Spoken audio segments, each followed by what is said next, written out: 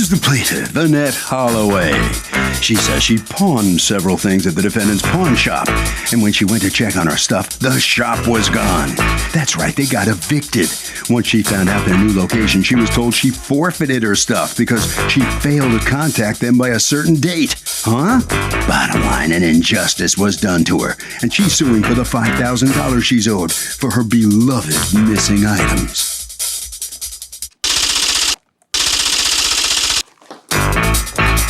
This is the defendant, Shamoli Kapoor.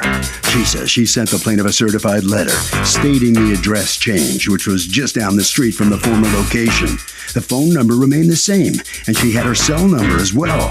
This story she's concocting is simply an attempt to cash in for $5,000 on the $200 worth of jewelry she pawned. Nice try, lady. Nice try. She's accused of performing a disappearing act.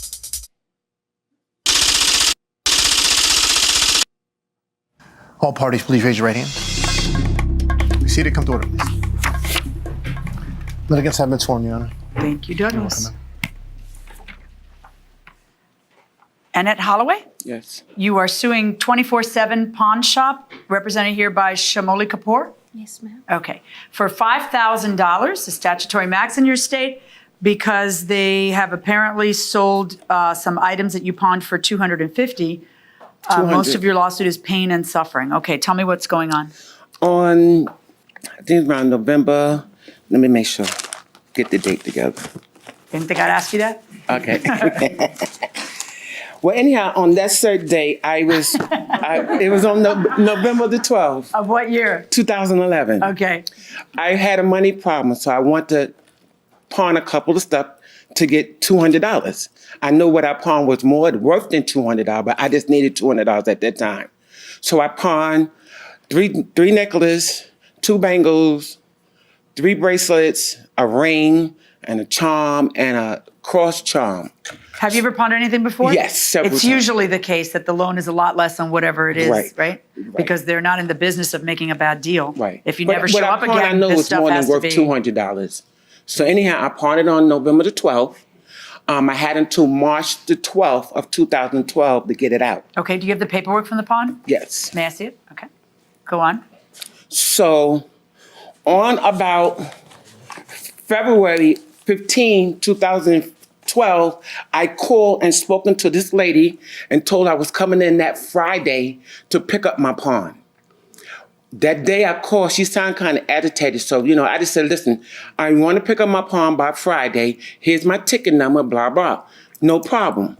But I didn't go that Friday because I got distracted with something else. So about a week later, I called again to inform her that I was coming. That's when I found out the number was disconnected. So immediately I went to the location. There's a new owner in there saying the previous owner didn't leave nobody property there because there was several people coming to pick up their stuff from the previous owner.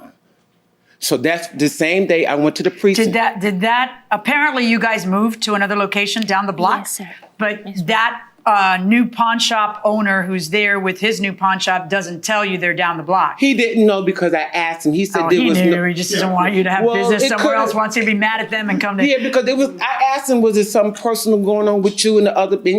He said, yeah. It doesn't matter, person. It's just Yeah. their business competition. Anyway, go on. So anyhow, I went to the precinct to make a report. They said I couldn't make no report. I had to do a civil court. So the next day I filed with Better Bureau and I filed with Consumer Affairs to see if they can help me locate these people because the number was disconnected. I couldn't find no number else to call them. So I was waiting for a reply back from the Better Consumer and I didn't get no answer. So I just said, you know what, that's a loss. So I didn't bother to call the number no more because I figured the number was disconnected. So later on, I get a letter on the 25th saying they knew location. 25th of what?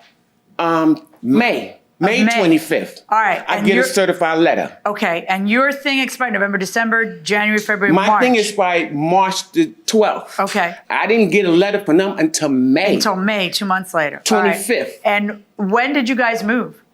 Ma'am, we moved in November 28th.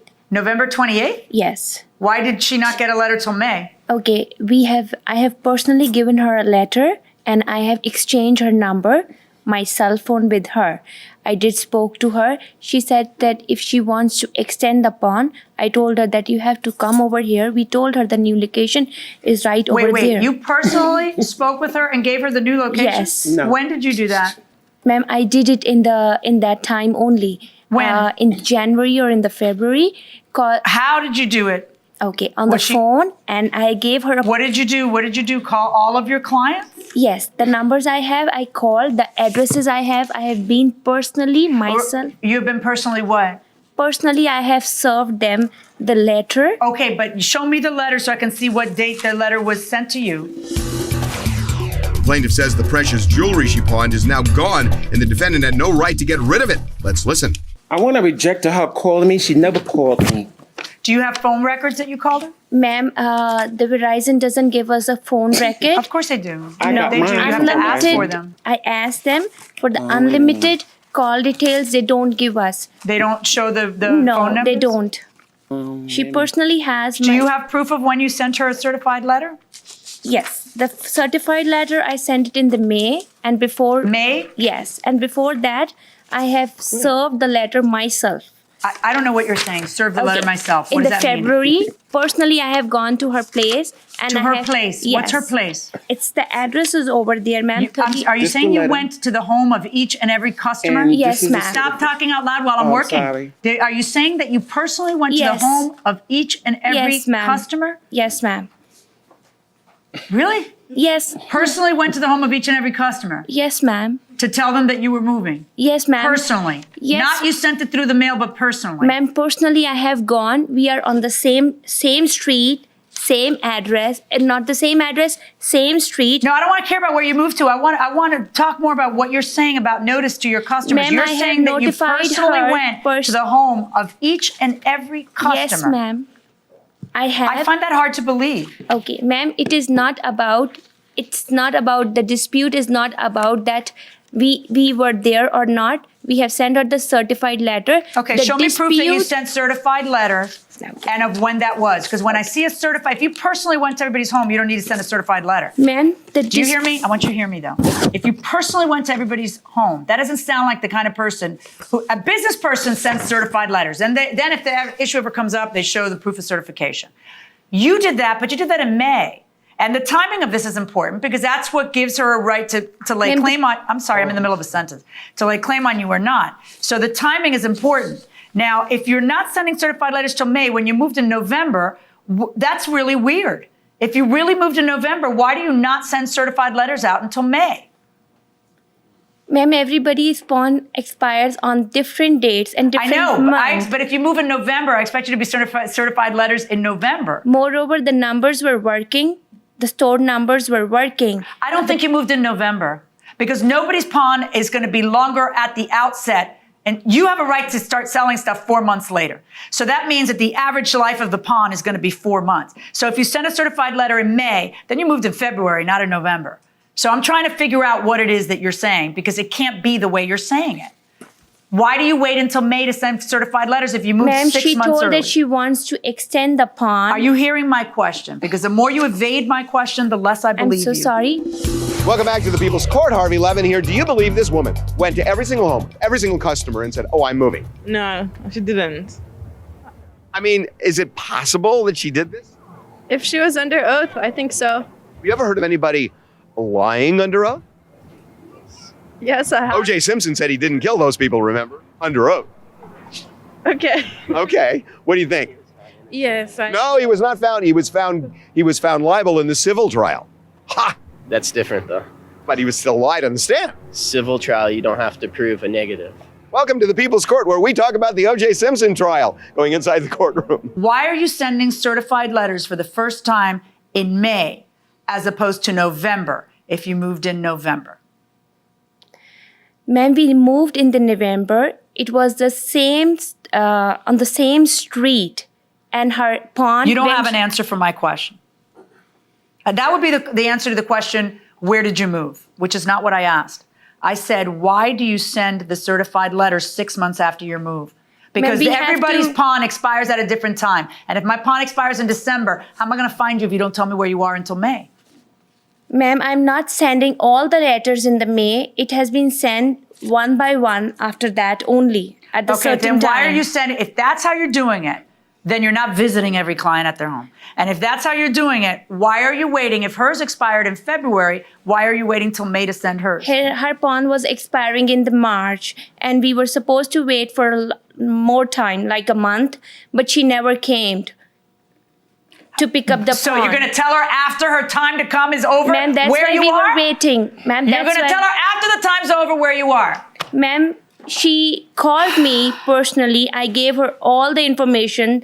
My store numbers were working. It was never disconnected. I still have the same numbers. And the people who were calling, we were telling them we are here.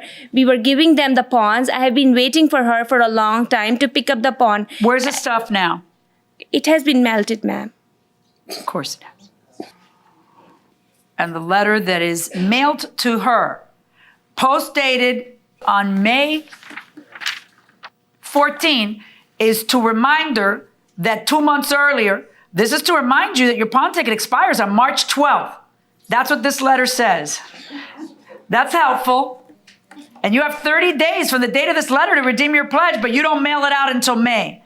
You can't possibly think you Ma'am, abided. You can't possibly think that you abided by the law and by your contract where it says, provided I can missell this, provided I've given you 30 days notice. When you write the notice with the 30 days, but you mail it 2 months late because you can't Ma'am, get your 30 days has been- No. I'm in the middle of a sentence because you can't get your act together. You can't get your act together. You're disorganized and a mess. And then you're standing here saying, I personally visited every single... Did she personally visit you, sweetheart? No. Now, I'm pretty sure she didn't. No. I'm pretty sure she did, but she can't even get the damn letter out in time. So I know she didn't come to your breakfast table. Unbelievable. The pawn that you agreed to, this thing is a contract, right? You know where the problem lies for you. All right, in the back, one of the things that it states is that if you ever have a claim against them for any reason, your damages are limited to twice the amount of the pawn. You know that, right? So tell me why I should not limit you to the $400 rather than $5,000. You don't get pain and suffering in a contract Well, case. first of all, but all to these values replace- that you're putting on this stuff. My jewelry's worth more than the $400, and to replace it. Well, here's what I'm going to do. I'm going to award you $400 because that's what your pawn ticket says. But I'm also going to award you $500 in punitive damages for what I deem to be fraudulent business practices of them coming in here and lying the way she just did. $900 verdict for the plaintiff Can I plus say your one court thing? costs. That's it. The pawn shop lady's coming out first. The defendant loses this case. In fact, the plaintiff even got punitive damage against you. You come out looking really bad in this case. Can you fix that? Yes, we did moved it from there, but we sent her a letter that we will wait for 30 more days.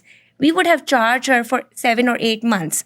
But the thing is that she gave us a wrong information and she doesn't want to pay more than $130. All right. Just write down there.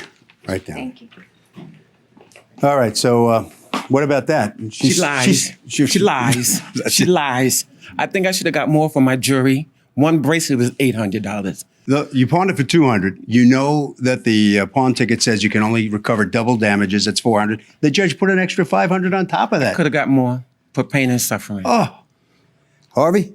Okay, Kurt, you know, a lot of states license pawn shops. And if you have a beef with one, what you can do is you can call the licensing agency, and what they would end up doing, possibly, is settling your dispute before going to court. That will do it for this case. Litigants for the next case on the way into the courtroom right now.